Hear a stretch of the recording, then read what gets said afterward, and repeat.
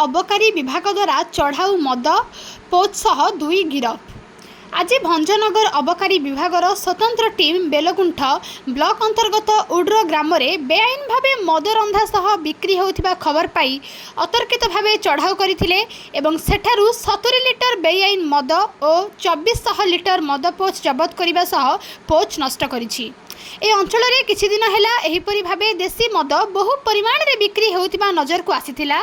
सूचना अनुसार 2 जण अभियुक्त रोहन कुमार नायक और राजेंद्र बेहेरा को अबकारी विभाग गिरफ करने सह कोर्ट चालाण करिछि।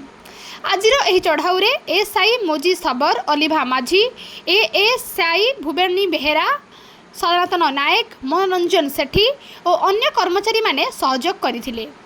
भंजनगरु दंडपाणी प्रधान को रिपोर्ट प्रतिकार न्यूज।